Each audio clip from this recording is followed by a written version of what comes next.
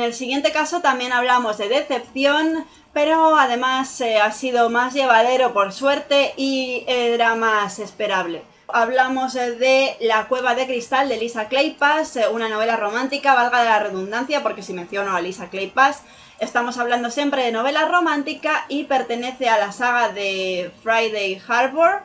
Si no recuerdo mal, es una novela en la que no solo tenemos una trama romántica, sino además se mezcla con elementos paranormales, porque la protagonista, Justin Hoffman, arrastra un maleficio por haber pertenecido a una estirpe de brujas que le impide encontrar su alma gemela. Y bueno, pues lo típico, ¿no? Llegará un personaje masculino que deshaga dicho maleficio. O se supone que eso es lo que está planteado en la sinopsis. La saga de Friday Harbor es una pentalogía y el hecho de que Lisa Kleypas haya introducido, como decía antes, elementos sobrenaturales en la trama, pues no sé si ha marcado la diferencia en el buen sentido o no, porque sinceramente considero que estos elementos sobrenaturales no han sido utilizados todo lo bien que deberían, no han marcado una diferencia sustancial, podría haber estado mucho más aprovechado. Y luego además he de decir que el protagonista masculino me ha parecido que estaba muy mal configurado. Su carácter en exceso posesivo, en exceso retraído, muy frío y distante, pues no ha generado demasiada empatía entre los dos protagonistas. Su relación es un tanto extraña, sus encuentros todavía más, y no tiene ninguna química esta pareja, ni ningún carisma este personaje masculino protagonista. Así que ya empezamos mal en esta reseña a comentar los puntos negativos y no nos vamos a detener ahí. Y no es solo que todo surja demasiado deprisa entre ellos, que sucede así, sino que además es todo demasiado intenso. Os pongo en situación, apenas se han visto un par de veces y ya son el amor de la vida el uno del otro, no pueden separarse, se protegen en exceso, sobre todo en el caso de él hacia ella, y es todo tan poco verosímil y demasiado intenso, como digo, todo, que la verdad se le quitan a uno las ganas de leer, porque es que está todo el pescado vendido, por decirlo de una manera muy coloquial, nada más empezar la novela. Y luego además el hecho de que la autora cree una especie de clímax súper intenso en el que los elementos sobrenaturales que comentaba antes al principio que aparecían, es decir, hechizos, maleficios, pócimas secretas, conjuros, etc. El hecho de que la autora pues se le ocurre, diciéndolo coloquialmente, se ocurre tanto ese clímax y que haya unas escenas con un ritmo bastante alto en el que la acción es muy intensa. Todo eso, pues lo iba leyendo y cínicamente me preguntaba, ¿para qué, Lisa Kleypas? ¿Para qué montas todo esto si la acción es tan predecible y el final va a ser muy predecible y todos sabemos cómo va a terminar esta novela? ¿Para qué tanta parafernalia? ¿Para qué tantos fuegos artificiales si todos sabemos cómo va a terminar esta historia? Y efectivamente, el final no es nada novedoso, todo termina como terminan todas las novelas románticas y punto pelota. Sinceramente no tengo ni idea de lo que pasó, no estoy en la cabeza de la autora, ni mucho menos, pero tengo la sensación de que tal y como le iban viniendo las ideas en la cabeza a la autora, las iba plasmando en el papel sin parar a preguntarse si estaba bien el hecho de que la trama diera este giro, si estaba bien que este personaje fuera de esta manera, si estaba bien que el otro personaje dijera esto y lo otro. No sé, es como si la autora pasara mucho de plantearse la novela seriamente y simplemente escribiera y diera rienda suelta a todo lo que le venía a la mente. Obviamente no pienso terminar esta saga, ni mucho menos continuarla, ni nada parecido. Y estoy un poco frustrada con Lisa Kleypas porque cada libro que leo de ella me parece peor que el anterior. De hecho, es una autora muy prolífica y he leído varios libros de ella y la diferencia entre unos y otros en términos de calidad, diálogos, trama, clímax y final, etc., pues es tan abismal que me sorprende que vengan de la misma autora.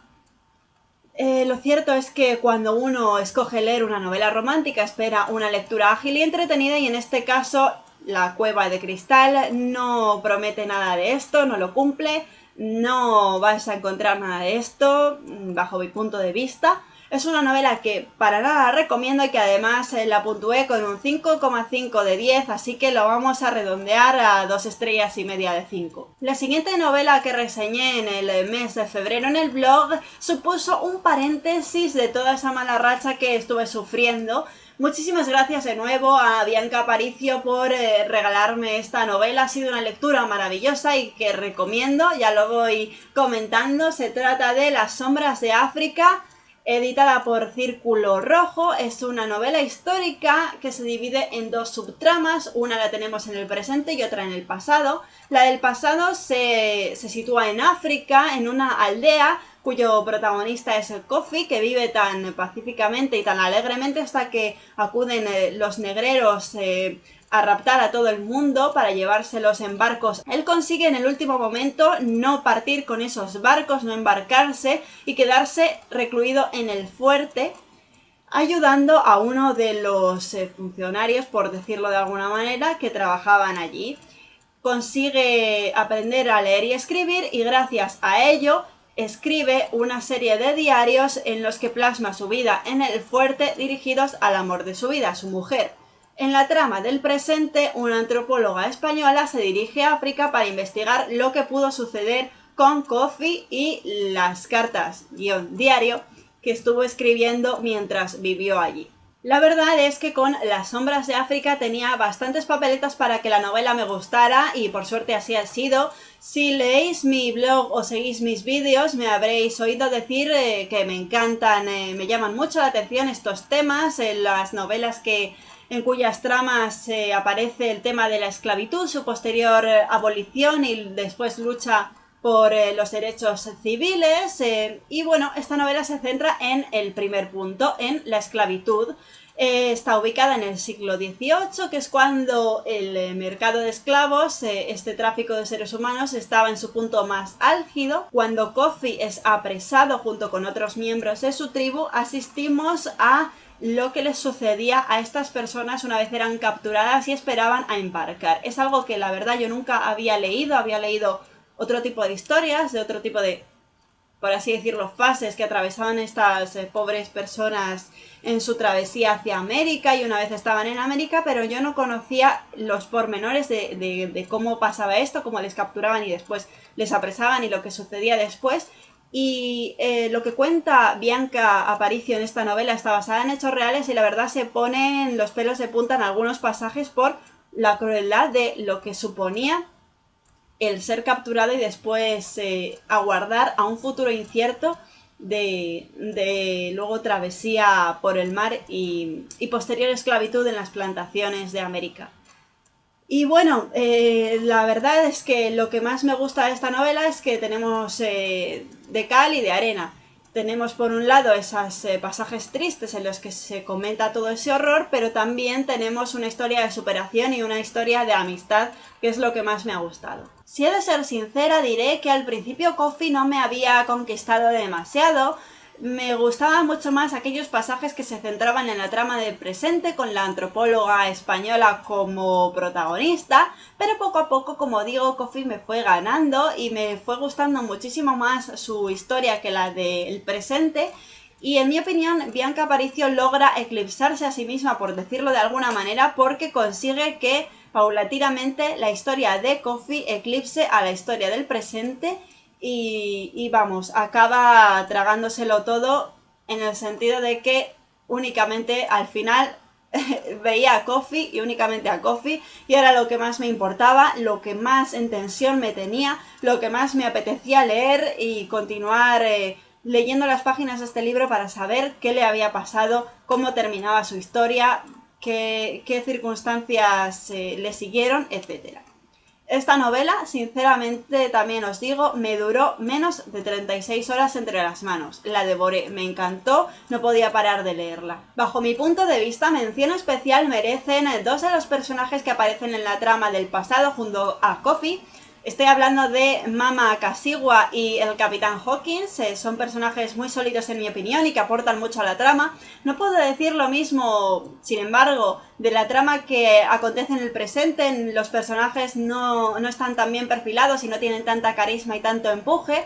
Pero bueno, eso no quita para que sea una historia muy bien llevada. Considero que Bianca Aparicio tiene un don especial en lo que se trata, en lo que se refiere a el pulso narrativo, a mantenerlo, a conservarlo, a que sabe perfectamente cuándo dejar una historia en suspenso y comenzar con la otra, de modo que uno no puede evitar dejar de leer, y es una novela que me ha gustado mucho. Considero que en cuanto al final de cada subtrama, en el caso de la trama de Coffee, no podía haber sido de otra manera. Es un único final el que yo considero que debería haber sido y es el que es. En caso de que hubiera sido otro, la verosimilitud se hubiera visto afectada, con lo cual chapó en ese sentido. En cambio, en la trama del presente no estoy tan convencida del final que aparece, porque bajo mi punto de vista es un tanto peliculero, pero aún así bastante bonito y me ha gustado.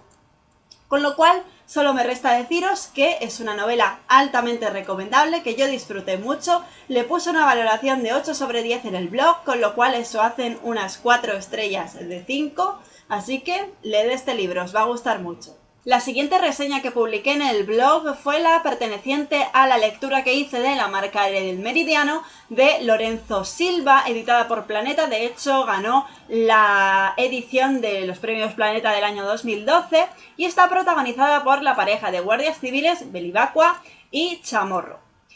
Ya sabéis que Lorenzo Silva ha escrito la saga de novelas negras protagonizadas por estos dos guardias civiles, y que este es un caso más de ambos personajes que tan famosos se han hecho a lo largo de los años.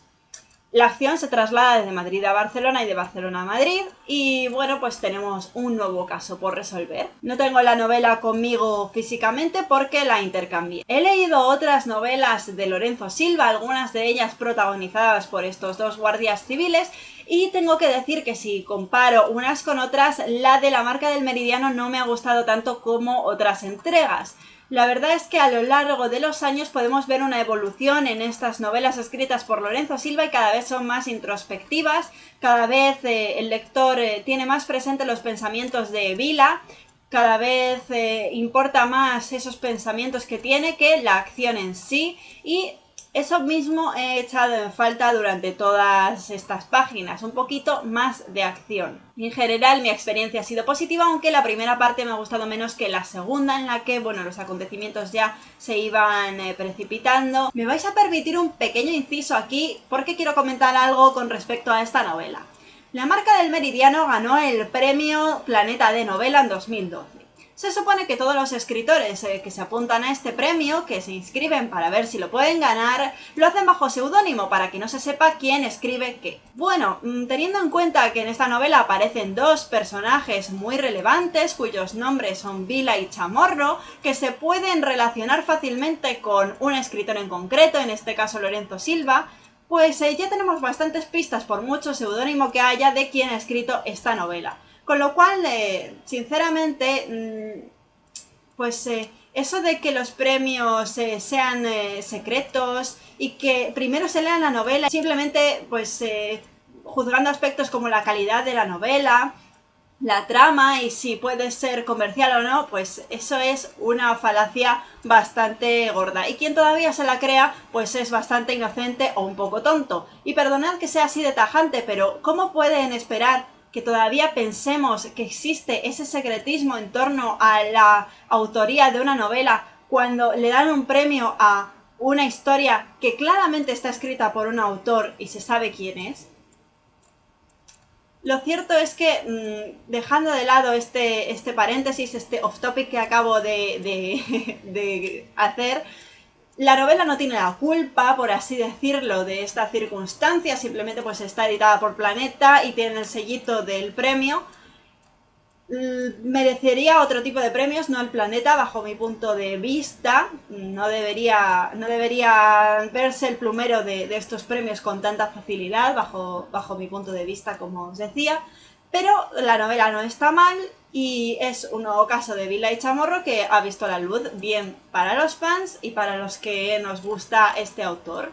Y si hay algo que no me ha terminado de convencer en La marca del meridiano, premio Planeta aparte, es que todos los personajes hablan con una voz similar, con una retórica similar, con unas palabras similares y un modo de construir las frases parecido. A Lorenzo Silva le gusta mucho pues el doble sentido de las frases que puedan existir en los diálogos, le gusta mucho la sátira, lo ácido, le gusta la ironía y bueno, pues todos los personajes hablan con una voz similar teniendo en cuenta estos recursos que he citado.